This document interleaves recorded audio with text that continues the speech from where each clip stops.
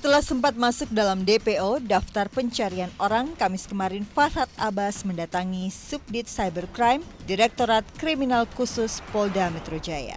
Bukan hanya memasukkan nama Farhad dalam DPO, pihak kepolisian juga membuat surat pencegahan ke luar negeri. Hal tersebut diungkap Kombes Pol Mujiono, Ditreskrimsus Polda Metro Jaya di kantornya. Lebih lanjut dijelaskannya Farhad Abbas sebagai tersangka kasus pencemaran nama baik dan barang bukti handphone ke Kejaksaan Negeri Jakarta Selatan. Lantaran kasus yang mendera pengacara tersebut sudah P21. Setelah panggilan pertama nggak datang, kita panggil yang kedua. Tidak datang lagi.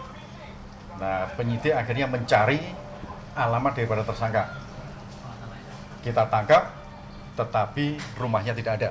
Sehingga penyidik terbitkan daftar pencarian orang. Termasuk kita juga membuat surat pencegahan ke luar negeri. Tadi pagi jam 7.30 tersangka mendatangi ke Subdit Cyber Ditkrimsus Polda Metro Jaya. Ya kan penuhi panggilan, karena 2 minggu ini kan saya lagi berobat ke luar negeri. Jadi saya sih santai-santai saja menghadapi. Farhad yang telah diserahkan ke pihak kejaksaan telah ditetapkan sebagai tahanan kota sejak 20 hari, terhitung 1 Oktober 2015 kemarin. Lantas bagaimana Ahmad Dhani menyikapi tahanan kota yang ditetapkan pada seterunya itu? Pada hari ini, Kamis tanggal 1 Oktober tahun 2015, kami Jaksa Penuntut Umum pada Kejaksaan Negeri Jakarta Selatan telah menerima penyerahan tersangka dan barang bukti atas nama Robi Abbas bin Abbas Said. Selanjutnya terhadap yang bersangkutan, kita lakukan penahanan tahap penuntutan jenis tahanan kota selama 20 hari.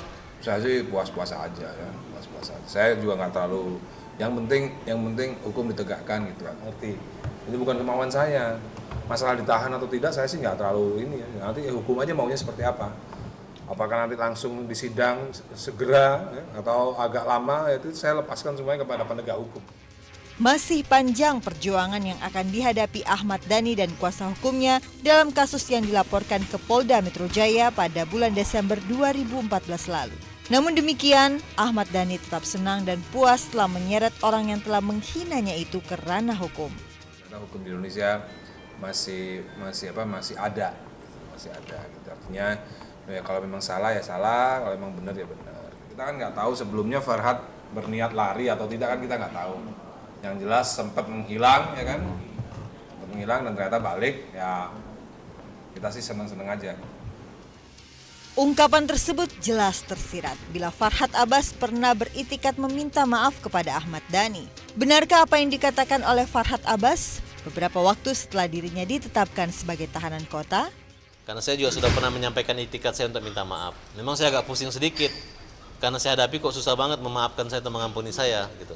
Tapi berbeda dengan 7 nyawa yang mengampuni dan memaafkan dia.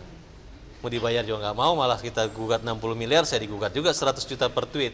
Kita sebagai bangsa itu harus punya perilaku yang baik dalam media sosial, karena kita bangsa Indonesia yang katanya bermoral, ya, beradab, berpancasila, ya kan.